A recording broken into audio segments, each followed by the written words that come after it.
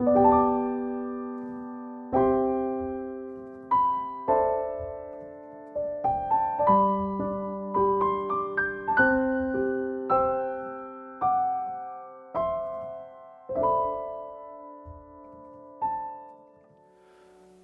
예배의 자리에 나오신 여러분들을 주님의 이름으로 환영하고 축복합니다. 우리 옆 사람들에게 이렇게 인사해 볼까요? 새로운 시대를 주실 하나님을 기대합시다.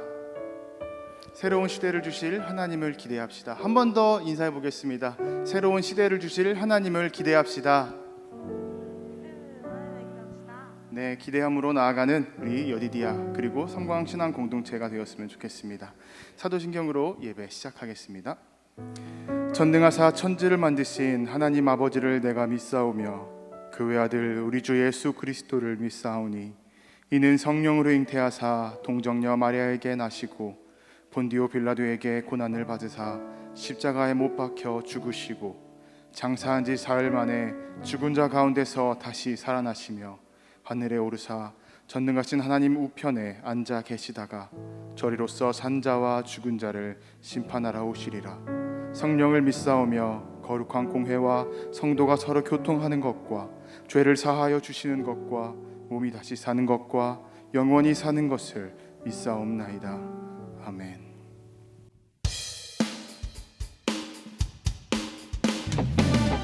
박수 치시면서 다 같이 신나게 찬양 드리시겠습니다.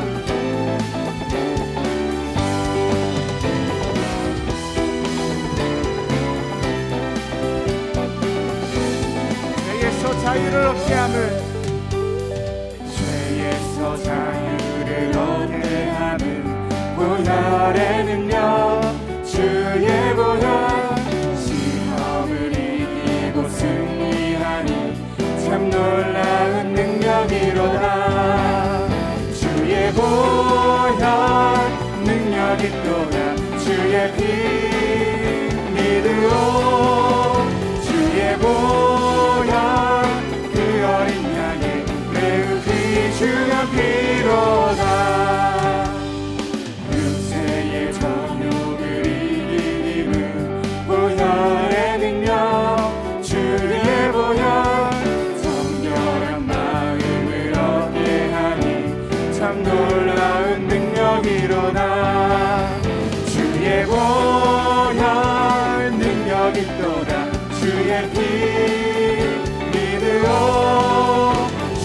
보혈 그 어린 양의 매우 귀중한 피로다.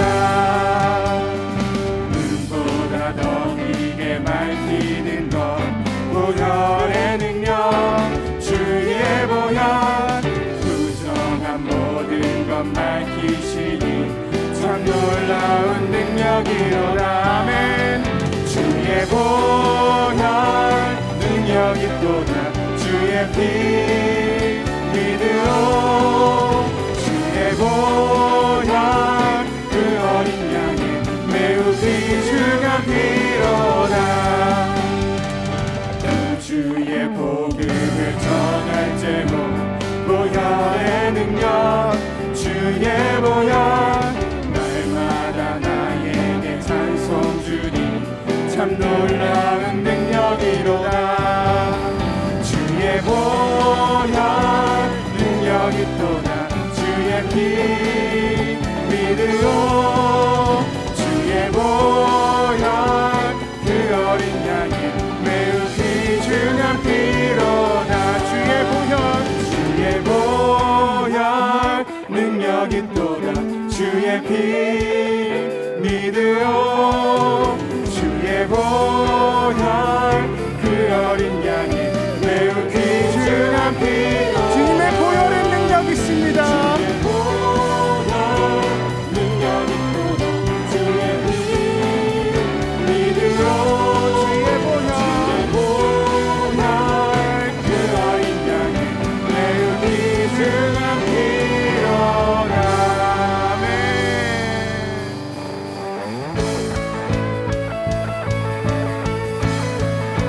신나게 박수 치면서 찬양하시겠습니다. 어두운 밤에 깜깜한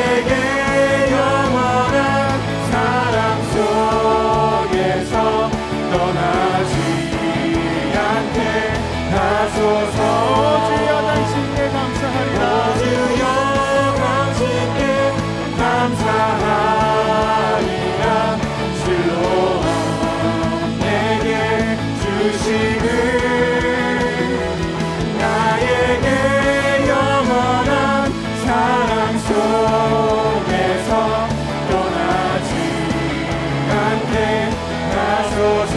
다시 찬양합니다. 어두운 밤에 깜깜한 밤에 새벽을 찾아 종이 울리고 밤이 울어도 내 눈에는 오직 밤이었어. 우리가 처음 만난 그때는 차가운 새벽이었어. 주님 마음속에 사랑이 있음을 나는 느낄 수가 있었어. 오 주여 당신께 감사하리라. 실로와 내게 주심을 나에게 영원한 사랑 속에서 떠나지 않게 하소서. 오 주여 당신께 감사하리라. 실로와 내게 주심을 나에게 영원한 사랑 속에서 떠나지 않게 하소서. 주여 당신께 감사하리라. 실로와 내게 주심을 나에게 영원한 사랑 속에서 떠나지 않게 하소서. 아멘. 주님께 영광의 박수 드리시겠습니다. 아멘.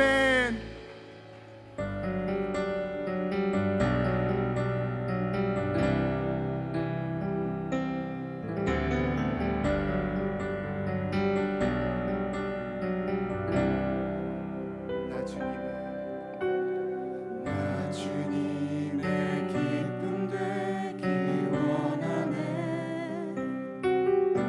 내 마음을 새롭게 하소서.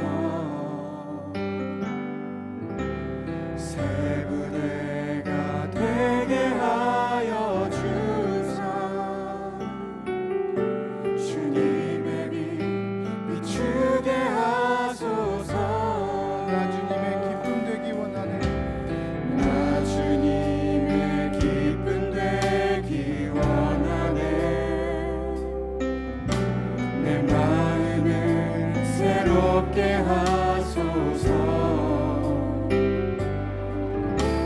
새 부대가 되게 하여 주사.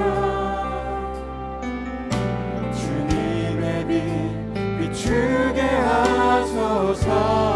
내가 원하는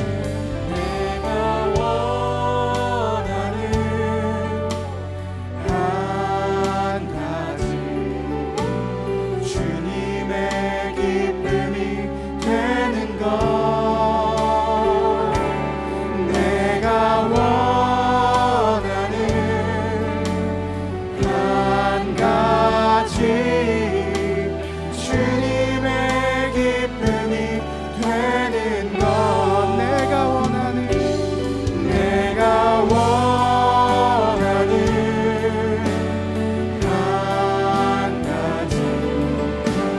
주님의 기쁨이 되는 것. 내가 원하는 한 가지. 주님의 기쁨이 되는. 처음부터 다시 합니다. 나 주님의 기쁨 되기 원하네. 나 주님의 기쁨 되기 원하네. 내 마음을 새롭게 하소서.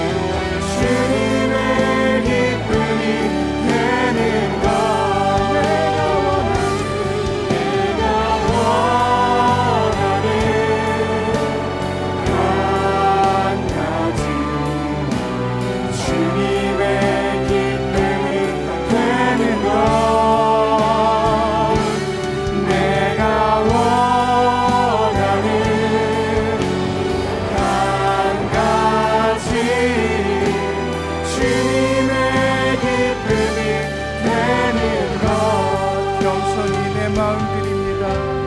겸손히 내 마음 드립니다. 나의 모든 것 받으소서. 나의 마음 깨끗게 씻어주사 주의 길로 행하게 하소서. 내가 원하는 한 가지 주님의 기쁨이 되는 것. 내가 원하는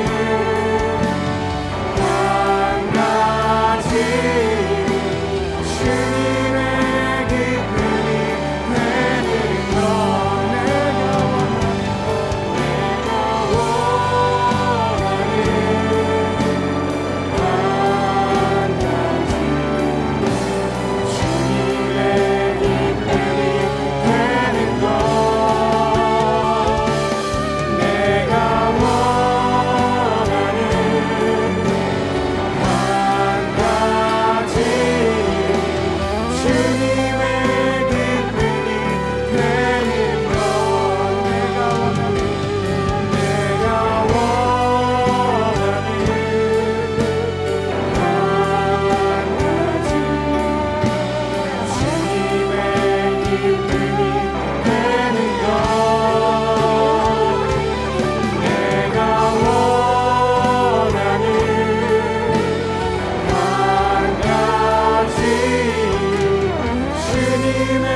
기쁨이 되는 것. 목소리로만 찬양합니다. 내가 원하는 한 가지 주님의 기쁨이 되는 것. 내가 원하는 한 가지 주님의 기쁨이 되는 것. 한 번 더 고백합니다. 내가 원하는 한 가지 주님의 기쁨이 되는 것. 내가 원하는 한 가지 주님의 기쁨이 되는 것. 이 시간 우리가 다 같이 기도하는 시간 갖도록 하겠습니다. 주님께서는 우리의 죄 때문에 십자가에 고통당하시고 못 박히시고 죽으셨습니다. 그리고 얼마 전 부활절날 죽음에서 이기시고 부활하셨습니다. 그러한 주님을 생각하며 우리는 나아가야 될 것입니다. 그러한 주님께서 우리에게 베풀어 주실 그 모든 것들을 기대함으로 나아가야 될 것입니다. 나의 삶의 변화가 되고 내가 나아가는 환경이 변화되고 그러한 새로운 시작을, 새로운 시대를 기대하면서 나아가야 됩니다.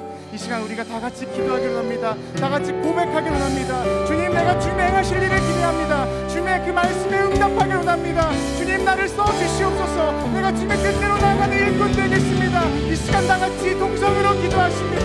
주여, 주님, 우리가 주님께 나아갑니다. 아버지, 인도하여 주옵소서. 우리를 함께하여 주옵소서. 우리를 들어서 주옵소서. 우리가 주님께 나아갑니다. 주님의 모든 것을 받들어 나아갑니다. 주님, 우리를 인도하여 주옵소서. 주님께서 우리를 통해 행하실 일들을 기대합니다. 주님께서 우리에게 베푸실 일들을 기대합니다. 주님의 은혜를 가지고 우리가 나아갑니다. 우리가 가진 것은 아무것도 없으나 주님께서 주신 그 은혜와 그 능력과 그 보혈만을 믿으며 의지하며 나아갑니다. 인도하여 주시고 함께하여 주옵소서. 우리에게 베풀어 주옵소서. 우리에게 길을 인도하여 주옵소서. 주님이 언제나 함께하여 주옵소서.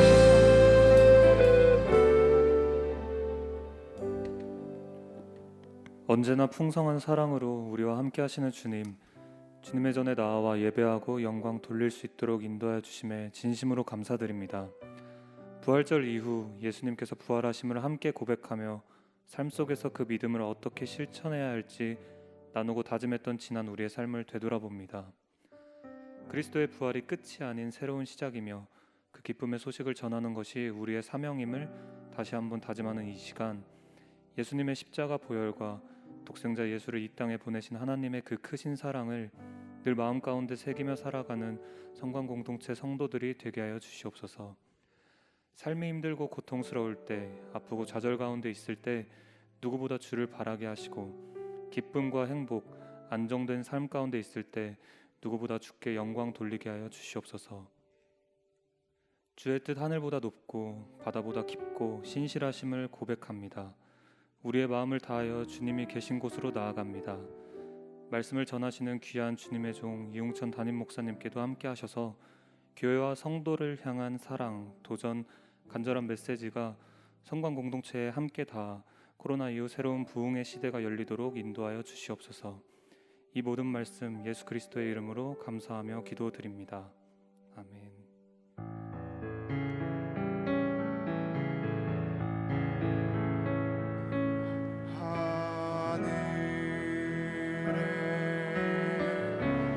계신 아버지 이름 거룩하사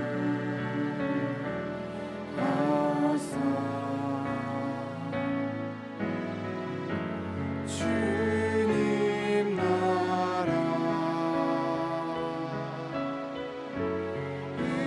임하시고 뜻이 이루어지이다.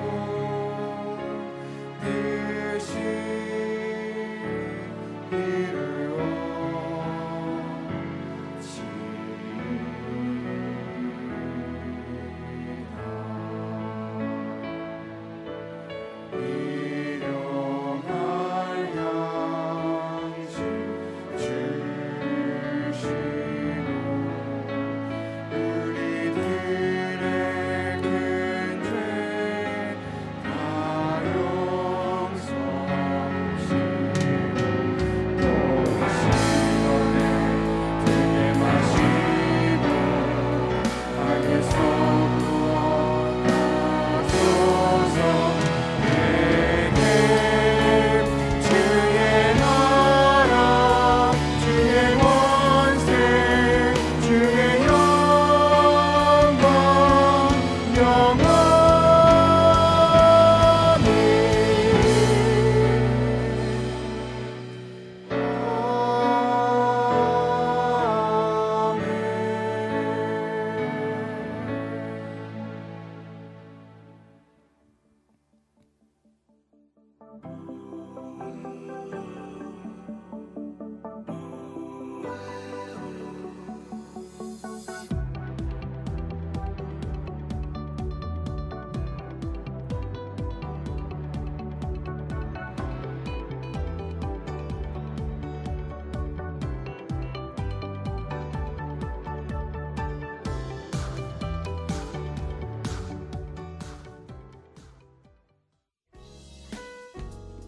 신앙의 본질을 추구하는 성광 신앙공동체에 오신 성도님들을 주님의 이름으로 환영하고 축복합니다. 오늘은 거룩한 기대를 품고 나아가는 예배를 드립니다. 룩스키즈 성광 온림픽이 5월 1일 토요일 오후 1시부터 4시까지 줌과 유튜브로 진행됩니다. 어린이날을 맞이하여 진행되는 이번 행사를 통해 어린이, 교사, 부모님들이 교제하고 하나님의 사랑을 나누는 귀한 시간이 되도록 기도해 주시기 바랍니다. 드림트리 사랑팡팡 플레이가 5월 2일 주일 오전 10시 30분부터 2층 유치부실과 플레이존에서 진행됩니다. 유치부 어린이들과 교사, 부모님들이 하나님의 사랑을 풍성히 나눌 수 있도록 기도해 주시기 바랍니다.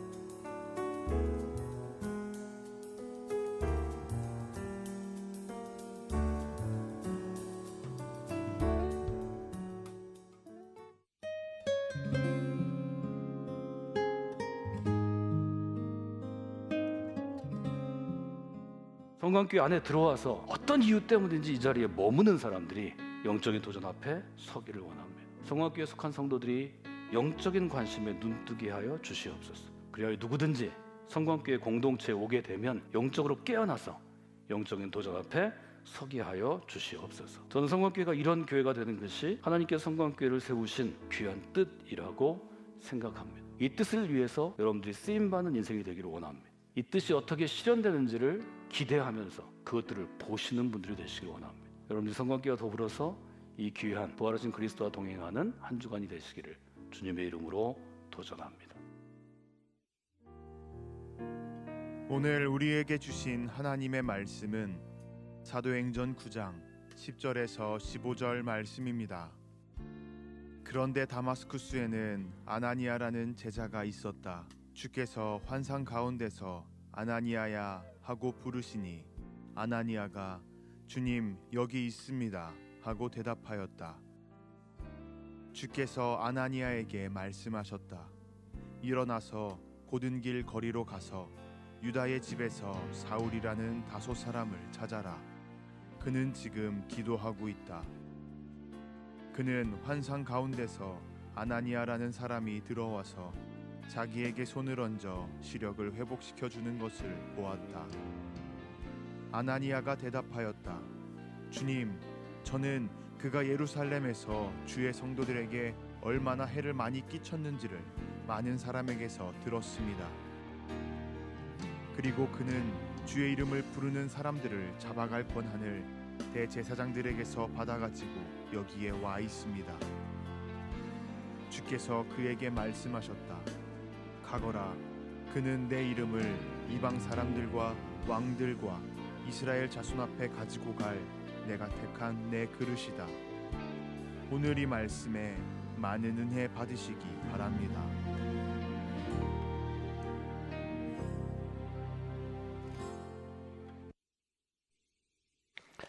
사월 셋째 주일입니다. 사월 셋째 주일 하나님께서 여러분에게 주시는 귀한 은혜가 함께 하시면 좋겠습니다. 지난주에 저희가 새로운 시대 또 새로운 시작에 대해서 함께 나누었는데요. 여러분들이 함께 인사하시면 좋겠습니다.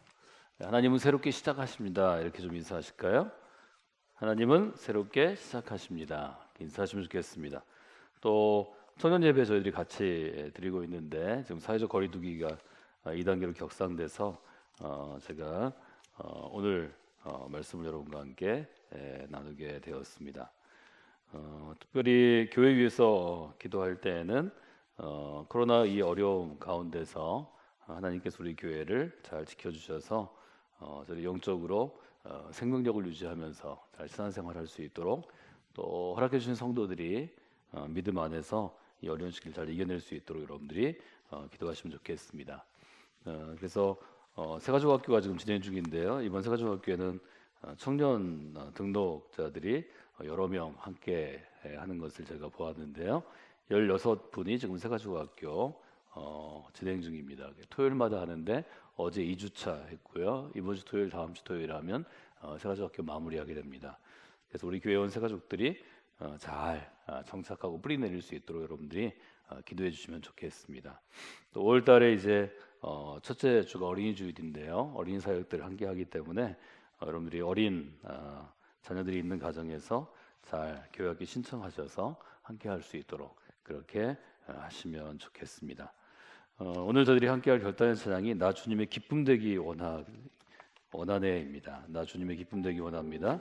우리 함께 자주 헌신할 때 부르던 찬양인데 가사를 생각하시면서 우리 함께 찬양하시고 사도행전 9장을 함께 좀 묵상하도록 하겠습니다.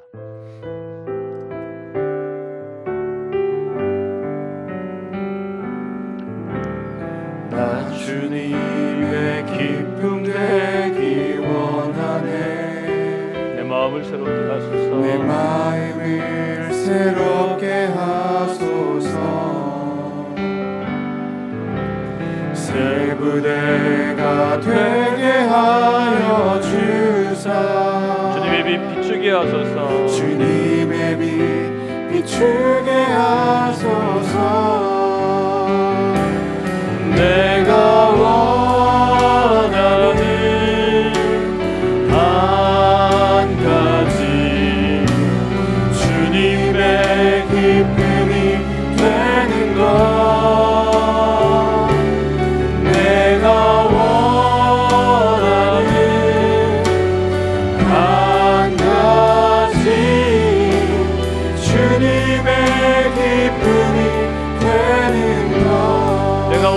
가지 내가 원하는 한 가지 주님의 기쁨이 되는 것 내가 원하는 한 가지 주님의 기쁨이 되는 것 이렇게 인사하면 좋겠습니다. 주님의 기쁨이 되십시오. 이렇게 좀 인사할까요? 주님의 기쁨이 되십시오. 주님의 기쁨이 되는 여러분들 이 한 주의 삶이 되기를 원합니다. 기도하겠습니다. 하나님 감사합니다. 귀한 삶을 주시고 또 귀한 주일을 주셔서 이 시간 저희들이 함께 예배할 수 있도록 도와주시니 감사를 드립니다. 지금 우리가 찬송한 것처럼 주님의 기쁨이 되는 귀한 삶이 되도록 하나님께서 이 한 주간 우리를 지켜주시고 인도하시고 함께하여 주시옵소서. 이 시간 믿음으로 하나님께서 우리 주신 삶 가운데 감사의 예물을 드리고 또 열심히 일하고 또 땀 흘린 곳에서 소득의 11조를 드리고 하나님의 나라와 또 뉴스페이스와 성공교회 민의 공동체 행하는 사역들을 위해서 사역을 목적하는 목적의 헌금들을 드리는 귀한 이들이 있습니다. 하나님을 향해 나아갈수록 우리의 믿음은 더욱더 깊어지게 하시고 또 하나님을 향해 헌신할수록 우리의 삶은 더욱더 풍성해지게 하시고 하나님의 은총 가운데 함께하는 귀한 삶이 될 수 있도록 인도하여 주시옵소서. 예수님의 이름으로 기도드리옵나이다. 아멘. 지난 화요일과 수요일에는 성공교회가 속해 있는 곳이 감리교회인데요. 저희들이 감리교회 혹은 교단이라고 부르는 감리교단의 정확한 명칭은 기독교 대한 감리회입니다. 기독교 대한 감리회가 11개 연회로 나누어져 있는데 우리가 살고 있는 대전과 이 충청도 지역은 남부연회라고 부릅니다. 서울로 보면 남쪽에 있다고 하는 건데요. 연회 역사를 보니까 1955년 전쟁 후에 3월 24일부터 7일까지 대전에 있는 한 교회에서 열린 것이 첫 번째 연회였고요. 금년이 67차, 그러니까 67번째 모이는 것인데 연회할 때 앞에 있는 연자가 매해, 매년 그런 뜻입니다. 영어로 할 때는 annual meeting이라고 불립니다. 그래서 현재 소속되어 있는 교회가 22개 지방에 626교회, 한 630교회 정도 되고 또 남부연에 속해 있는 목회자가 진급 중인 전도사님들을 포함해서 1103명이고요.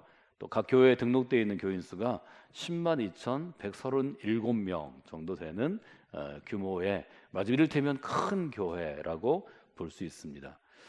돌아가신 감독님께서 주관하신 연회가 1999년과 2000년 감독으로 재임하실 때인데 그때 45회, 46회였던 것을 찾아보게 되었습니다. 매년 연회는 사순절이 지나고 부활절을 지난 다음에 그 다음 주간 정도에 열려서 되게 4월 초순에서 중순에 전국적으로 11개 연회가 조금씩 날짜를 달리해서 열리게 됩니다. 연회에서는 중요한 것 중에 하나가 새로운 목회자를 배출하는 것입니다. 목사 안수식이 있습니다. 그래서 우리 교회에서는 유치부를 맡아서 함께 사역하던 우리 김효선 수련목이 목회자로 이제 안수를 받게 되었습니다. 그래서 수요일 날 안수를 받고 이제 교회 안에서 우리가 목회자가 안수받은 목사님으로 부르는데요. 목회자로 안수를 받으면 기독교 대한 감리의 목사가 되면 두 가지가 달라지는데 하나는 목회자 가운을 입고 세례식을 주관할 수 있습니다. 성례전이라고 부르는데 세례 줄 수 있습니다. 또 하나는 성찬식을 주관할 수 있습니다. 성찬식을 주관하게 되고요. 또 예배를 인도할 때에는 예배 마지막에 한국교회의 축도라는 순서가 있습니다. 이거는 베네딕션인데요. 이것은 하나님께서 세워주신 성직자로서 구약시대로 얘기하면 제사장으로서 사람들을 향해서 하나님의 복을 일종의 빌어주는 그러한 역할이기 때문에 제가 우리 교회에서 전도사로 수련목으로 훈련을 받고 새롭게 목사 안수를 받은 분들은 그 주에 강단에 제가 불러 올려서 첫 번째 축도를 섬기고 훈련받은 우리 성광교회에서 할 수 있도록 그렇게 하곤 했습니다. 새로운 곳에 홍천에 새로운 기독교 학교의 교목으로 부임하게 돼서 금요일 날 떠났기 때문에 오늘 함께하지 못하는 아쉬움이 있습니다. 이번 한 주 여러분들이 김효선 목사님을 기억하시면서 위에서 그의 삶 가운데 주신 하나님의 은혜를 기대하고 또 기도하시는 그런 분들이 되시면 좋겠습니다. 지난주에 제가 새로운 시대에는 새로운 사람들로부터 시작되는 새로운 시작이 있다 이렇게 말씀을 드렸습니다. 이를테면 앞으로 10년 후, 20년 후, 30년 후가 되면 지금 저처럼 활동하는 분들은 이제 10년 후가 되면 저희 다 은퇴하는데요. 은퇴하고 지난주 수요일에 목회 안수를 받은 목사님들이 20년 후, 30년 후 나이 들어가면서 감리교회에 아주 중요한 리더십으로 자리를 잡게 될 것입니다. 목사 안수를 받는 분들을 이름을 쭉 제가 읽어보고 또 훈련받은 교회들을 보면서 1시간 넘게 진행이 되기 때문에 이분들을 위해서 어떻게 좀 기도할까 하는 생각들을 해보았습니다. 특별히 기도할 때 바울은 교회 역사 전체에 있어서 또 사도행전 전체에 있어서 굉장히 중요한 역할을 차지하는 인물이기 때문에 바울의 리더십의 특징들을 따라서 하나님 오늘 목사로 안수받는 이들을 위해 제가 기도합니다. 이런 귀한 사람들이 기독교 대한감리의 목사가 되었는데 이제 이런 그리스도인 리더로 영적인 리더로 하나님 자라나고 성장하고 성숙해 가기를 원합니다. 이렇게 기도하는 그러한 시간을 가질 수 있었습니다. 여기 지금 사도행전 9장 저희가 보면 사울이라는 인물이 등장합니다. 사울은 어떤 사람이었는가 하면 7장 58절에 보면 스데반이 돌로 침을 당했을 때 그 자리에 있던 사람입니다. 그래서 사도행전 7장 58절에 보면 그들이 큰 소리를 지르며 귀를 막고 일제히 그에게 달려들어 성 밖으로 내치고 돌로 칠 때 증인들이 옷을 벗어서 사울이라고 하는 청년의 발 앞에 두었다 이렇게 쓰고 있습니다. 두 번째로 사울이 등장하는 것은 8장 1절입니다. 사울은 그가 죽임 당함을 마땅히 여기더라. 예수님을 잘 따르고 또 예수님의 귀한 제자로 헌신했기 때문에 7 지도자로 뽑힌 스데반이라는 인물이 돌에 맞아 죽을 때 그의 죽음을 마땅히 여겼다는 거죠. 3절에 보면 사울이 교회를 잔멸할세 각 집에 들어가 남녀를 끌어다가 옥에 넘기니라. 사울은 게다가 그리스도인을 추적해서 집안까지 들어가서 남자와 여자를 끌어내서 감옥에 가두는 일종의 행동대원, 아마 사울 같은 경우는 리더십이 있으니까 행동팀장을 했다는 거죠. 그래서 사울은 사도행전 9장에 보면 그리스도를 핍박하는 자입니다. 근데 우리가 알고 있는 사울은 나중에 바울 사도로 불리우죠. 사도행전 13장 이후에 바울이 하는 일은 어떤 일인가 하면 복음 전하는 사람입니다. 그는 목회자가 되었습니다. 그리스도를 전하는 자가 되었고 그리스도의 복음으로 사람들에게 전함으로 그들이 영향을 받고 영적인 도전 앞에 서게 되고 그들이 세례를 받고 그리스도인이 되고 그 세례받은 사람들이 교회 공동체를 이루게 되었습니다. 핍박하는 자에서 복음 전하는 자로의 아주 엄청난 전환이 이루어지는 과정이 바로 이 사도행전 지금 9장에 있는 것을 우리가 보게 됩니다. 그래서 예수 그리스도를 그 당시에 따르던 초기 교회의 성도들에게는 사울은 원수였으나 나중에는 형제가 된 일종의 자기 이해가 바뀐 그러한 사람이 됐다는 것을 우리가 보게 됩니다. 사울이 이제 다메섹에서 그리스도의 아주 극적인 만남이 있은 다음에 사울을 찾아간 사람이 아나니아라는 사람입니다. 10절에 보면 이렇게 되어 있죠. 그때 다메섹에 아나니아라는 제자가 있더니 주께서 환상 중에 불러 이르시되 아나니아야 하시거늘 대답하되 주여 내가 여기 있나이다 하니. 아나니아라는 그리스도의 제자가 있었는데 환상 중에 주님께서 나타나셨습니다.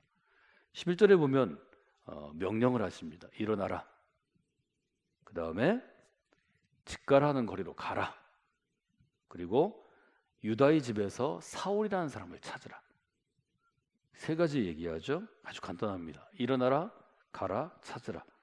성경을 읽을 때 특별히 중요한 그 성경의 의미를 알기 위해서 동사, 움직임을 나타내는 소수로에 여러분들이 굉장히 중시해야 된다는 것을 제가 묵상훈련 할 때 계속해서 강조합니다. 아나니아에게 주신 명령은 간단한 거였어요. 일어나라 가라 찾으라. 아나니아가 거절합니다. 주님 13절에 보면 제가 여러 사람한테 들었는데요. 이 사울이라는 사람을 제가 찾아가면 안 됩니다. 그는 어떤 사람인가 하면 예루살렘에서 믿는 성도들에게 해를 끼친 사람입니다. 말하자면 원수라는 거죠. 우리의 적대자라는 거죠. 적이라는 거죠.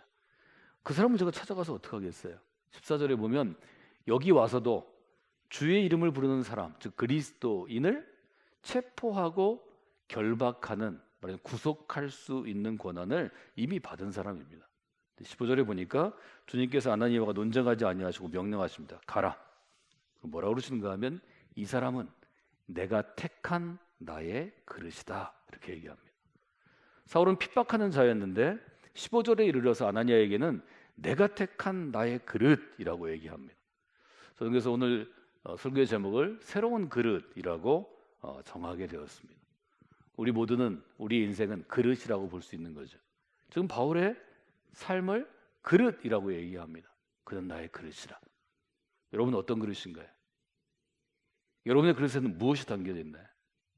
여러분의 그릇은 누가 사용하고 있나요? 즉 그릇의 주인, 사용자는 누구인가요? 이 점을 한번 여러분들이 돌아보시면 좋을 것 같습니다.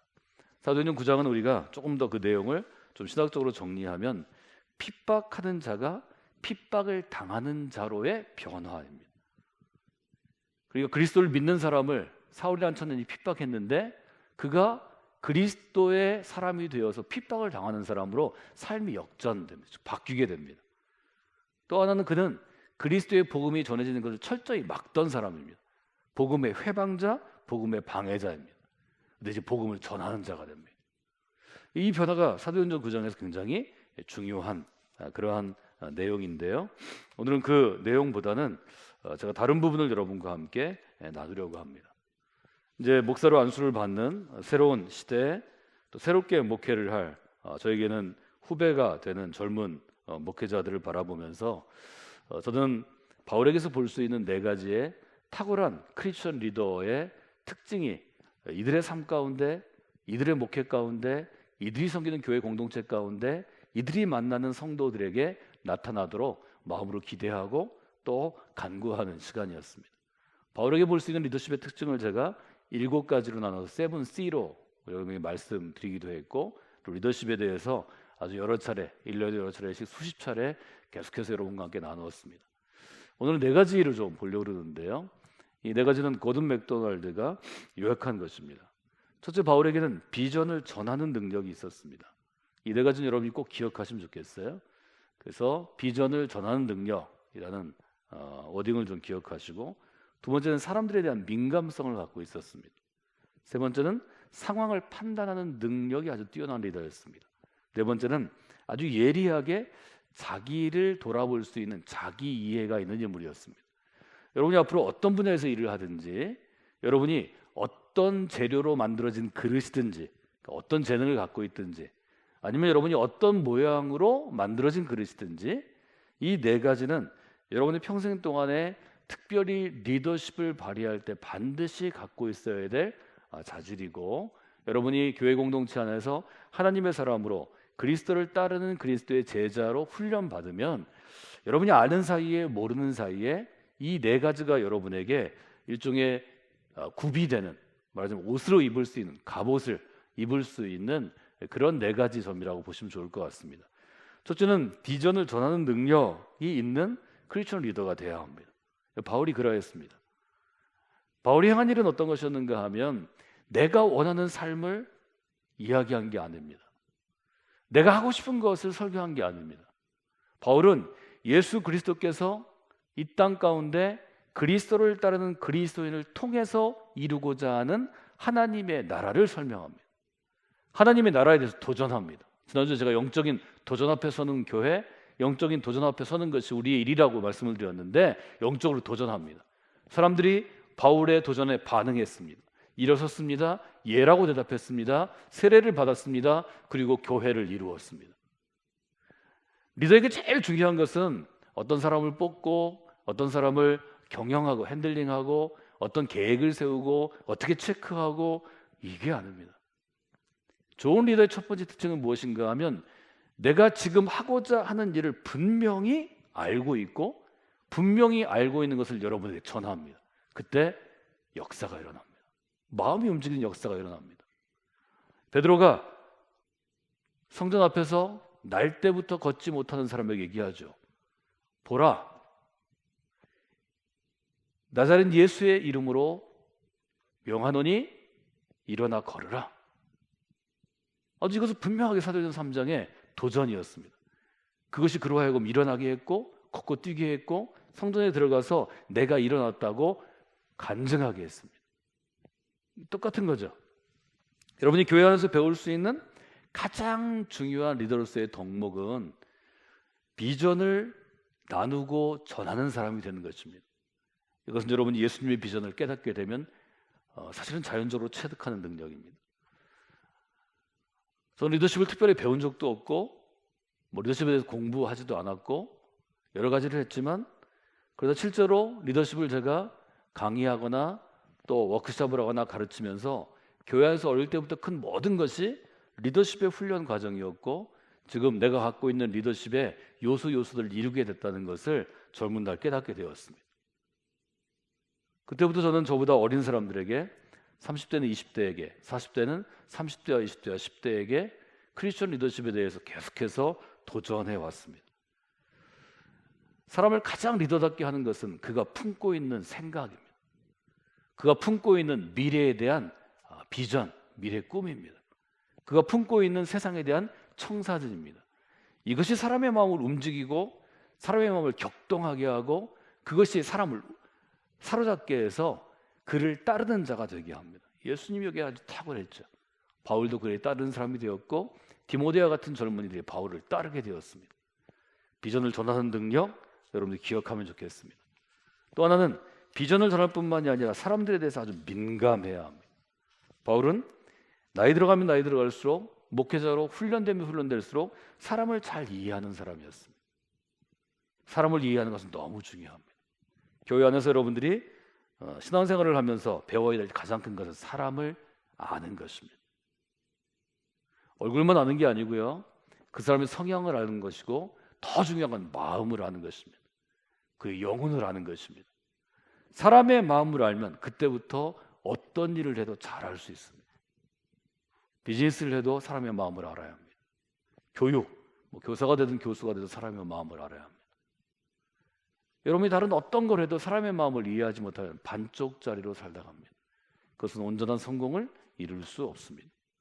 바울은 점점 성장해가는 리더의 모습을 보이는데 나중에 로마서 16장에 가면 백수십 명의 이름이 로마서에 기록되어 있습니다. 바울과 함께 동역했고 사역했고 바울의 사역을 도왔던 그리스도인들의 이름입니다. 누군가는 목회자로, 누군가는 교회의 성도로, 누군가는 바울의 사역을 돕는 후원자로 일했던 사람들입니다. 사람의 이해 민감성이 특별히 21세기 코로나 이후에 좀 더 가속화될 디지털 세대에 훨씬 더 중요합니다. 요즘에 인기 있는 각광받는 게 유튜버인데요. 유튜버들이 해야 되는 것 중에 제일 중요한 건 어떻게 영상을 만들고 어떤 컨셉을 잡고가 아닙니다. 사람을 이해하는 것입니다. 이것은 유튜버 이전에 책의 시대에도 베스트셀러를 만드는 사람이 베스트셀러를 만듭니다. 사람의 마음을 이해해야 사람들의 마음을 끌어다닐 수 있습니다. 공감할 수 있습니다. 세 번째로는 상황을 파악하고 결단하고 실행하는 능력입니다. 실행 능력이라고 여러분에게 강조해 드렸는데요. 바울의 서신들을 보면 바울이 교회 내 어떤 일이 있을 때 상황을 정확하게 파악하는 능력이 있는 걸 알게 됩니다. 속까지를 속속들이 볼 수 있는 것, 이걸 파악하는 능력이라고 부릅니다. 일이 진행되는 과정을 보고 뭐가 모자라고 뭐가 잘 됐고 뭐가 안 되는 것도 그가 알아냅니다. 더 중요한 건 그 상황에 적합한 지금의 때 하나님의 때에 적합한 하나님의 일을 결정합니다. 이 점은 매우 중요한 것입니다. 이것도 여러분들이 믿음 가운데서 좋은 그리스도인이 되면 그 가운데서 훈련받을 수 있는 것입니다. 네 번째로는 분명한 자기 이해입니다. 바울은 자기가 누구인지를 잘 알았습니다. 어떻게 현재의 자신이 되었는지 잘 알았습니다. 내게 강점은 어떤 것인지, 약점은 어떤 것인지, 내가 보완해야 될 점, 사실은 모자라는 점은 어떤 것인지를 잘 알았습니다. 그래서 바울은 로마서 7장에 보면 나는 불쌍한 사람입니다 이렇게 고백합니다. 오라 나는 곤고한 사람이로다. 내 안에서 악한 것과 선한 것이 싸우고 있어서 누가 사망의 몸에서 나를 좀 구해냈으면 좋겠다. 여러분 살다 보면 지나치게 자기를 과신하는 사람들이 많이 잘난 체 하는 거죠. 본래 가진 능력은 요만큼인데 아주 과장해서 뭘 잘하는 것처럼 얘기합니다. 이런 사람 옆에 두지 마십시오. 여러분의 실패의 원인이 됩니다. 어떤 사람은 자기가 가진 게 이만큼인데 너무 자기를 과소평가합니다. 나는 못났어, 나는 모자라, 수무료하고 열등감을 갖고 있습니다. 이런 사람도 문제가 됩니다. 여러분이 추구해야 될 사람은 있는 그대로 정직한 사람입니다. 저는 이런 사람입니다. 이런 건 이렇게 할 수 있고요, 이런 건 이렇게 할 수 없습니다. 뭐 이런 건 있습니다. 제가 실수했네요. 제가 잘못했네요. 솔직하게 자기를 드러내고 인정하는 사람이 좋은 그리스도인이 될 가능성이 많고 실제로 그런 사람이 인생을 복되게 살아갈 수 있습니다. 네 가지를 제가 생각하면서 비전을 전하는 능력, 사람들에 대한 민감성, 상황을 판단하는 능력, 예리한 자기 이해, 이걸 갖춘 사람이 지금 안수받는 저 30살 즈음에 있을까? 없겠죠. 두 가지를 제가 썼습니다. 이미 완성되어진 그릇은 없다. 또 하나는 완벽하게 준비된 그릇도 없다. 여러분, 완성은 쉬운 것이 아닙니다. 한 분야를 오랫동안 은퇴할 때까지, 나이 들 때까지 해도 완성은 없습니다. 그게 인생입니다. 새로운 시대가 시작되었다고 준비된 완전한 사람을 가져올 수도 없습니다. 완전하게 준비된 그릇도 없습니다. 우리는 불완전한 사람들이고 불완전한 상태에서 우리의 일을 해야 합니다. 그릇을 생각하면서 저는 첫 번째 이렇게 적어봤습니다. 그릇은 스스로 결정할 수 없다. 예수님께서는 사울을 향해서 나의 그릇이라고 말씀하십니다. 어떤 그릇에서 나의 그릇이라고 하셨을까? 사울이 주님의 그릇, 예수님의 그릇이 됐다는 것은 그 그릇이 내가 어디에 쓰일지, 내가 딸기를 담을지, 내가 김치를 담을지, 내가 국을 담을지 결정할 수 없는 것입니다. 왜냐하면 그릇은 쓰임받는 존재이기 때문입니다. 그릇의 주인이 뭘 담든지 그릇은 그것을 감수할 수밖에 없습니다. 받아들일 수밖에 없다는 거죠. 그래서 성경은 우리가 그리스도인 되었을 때, 그리스도의 그릇이 되었을 때 그리스도가 나를 선택한 것과 또 나에게 예를 들어 복음을 담아두신 것, 딸기를 담아두신 것, 이 부르심이 중요하다고 얘기합니다. 선택과 부르심은 바울이 갖고 있는 신앙 고백, 신학적인 주장에서 가장 중요한 요소가 됩니다. 두 번째로 저는 이렇게 써봤습니다. 그릇이 어떤 모양을 갖고 있는 것에 따라 사실 쓰임을 결정할 수 있죠. 이 컵이 있는데요, 컵은 이렇게 액체, 물이나 주스 같은 걸 담을 수 있죠. 그러나 그렇게 아니할 수도 있습니다. 저는 컵에다가 주로 필기구를 많이 쓰는데요, 볼펜 많이 담습니다. 볼펜 꽂아 놓습니다. 이 컵을 들고 제가 만약에 욕실로 들어가면 제 칫솔이 꼽혀 있을 것입니다. 내가 원하는 대로 여기다 커피를 담고 싶다고 해서 이 컵이 커피를 담을 수 없습니다. 그릇의 모양이나 재료가 중요하거나 고려되긴 하지만 최종적으로 쓰임을 결정하는 건 결국은 주인입니다. 그 점을 여러분들이 한번 생각해 보시면 좋겠습니다. 그래서 이렇게 결론 내릴 수 있죠. 세 번째, 그릇은 주인의 뜻에 따라 쓰임을 받는 것입니다. 주인이 원하는 대로 담는 것입니다. 바울이 나중에 그것을 나이 들면서 점점 깨닫게 됩니다. 그래서 고린도 교인들한테 고린도서 4장 7절에 이렇게 얘기하죠. 우리가 이 보배를 질그릇에 가졌으니, 그리스도 혹은 그리스도의 복음이라는 보배를 나와 같은 질그릇, 여기 질그릇은 값싼 그릇이라는 것입니다. 시중에서 흔하게 구할 수 있는 흔한 그릇이라는 것입니다. 1,000원짜리 그릇이라고 제가 설명할 때가 있었습니다. 이 보배를 질그릇에 가졌다고 그는 고백합니다. 여러분이 그런 점들을 잘 생각하시면 좋을 것 같습니다. 한 가지 주의할 점이 있습니다.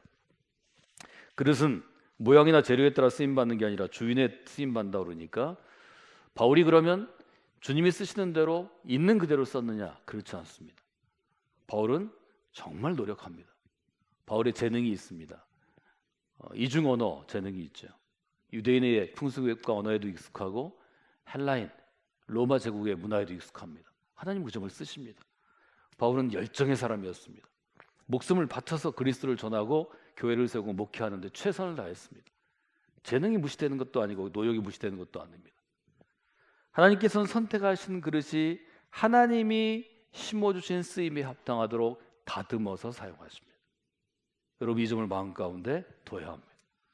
그릇에 대해서 제가 네 가지로 나눠서 얘기했습니다. 첫째, 그릇은 스스로 결정할 수 없습니다. 그릇의 모양이나 재료에 따라서 쓰임이 결정되지 않습니다. 그릇의 쓰임은 주님의 뜻에 따라 결정되는 것입니다. 주님은 이 그릇을 쓰겠다고 결정하실 때 그 쓰임에 합당하도록 다듬으시고 준비시키시고 훈련시키셔서 사용합니다. 전 여러분 모두가 새 시대를 열어갈 하나님의 그릇으로 선택받은 사람이라고 지금 도전하고 있는 것입니다. 여러분의 인생이 하나님께서 열어가시는 새로운 시대에 쓰임받기를 기대하십시오. 그리고 하나님께 나를 드리십시오. 나를 맡기십시오. 하나님이 대전에서 열어가실 새로운 시대 저를 드리기로 결심합니다. 제 안에 새로운 시작, 뉴 비기닝이 있게 하시고 제가 새로운 그릇으로 쓰임받게 하여 주시옵소서. 하나님이 그 순간부터 일하십니다. 성곽기 믿음의 공동체를 여러분이 섬기실 때 그 순간을 여러 번 맞으셔야 합니다. 그것은 여러분의 삶을 지금 사울이라는 청년처럼 바꿀 수 있는 기회입니다. 영적인 기회입니다. 붙잡으셔야 합니다. 기회는 붙잡는 것입니다. 그것이 에베소서가 얘기하는 때를 아끼라입니다. 그리고 기도하십시오. 하나님, 제가 쓰임 받을 수 있음이 기쁨이 되는 그리스도인으로 살아가기를 원합니다. 하나님, 제가 하나님이 어떤 일을 하실 때 그 일을 위하여 택함 받은 하나님의 그릇으로 살아가게 하여 주시옵소서. 여러분이 그렇게 기도하고 여러분이 그렇게 살아가실 때 하나님께서 여러분과 함께 새로운 시대를 여시고 새롭게 시작하십니다. 여러분 모두에게 그 분명한 믿음의 역사가 있기를 주님의 이름으로 축원해 드립니다. 이 시간에 기도하기 원합니다. 두 가지를 놓고 기도할 텐데요. 첫째는 성광교회 믿음의 공동체가 하나님께 택한 그릇으로 쓰임받는 교회가 되게 하여 주시옵소서. 청년들이 있는데 여디디아 공동체가 쓰임받는 공동체가 되게 하여 주시옵소서. 그렇게 기도하시면 좋겠습니다. 또 하나는 여러분 개인을 위해서 기도하는 것입니다.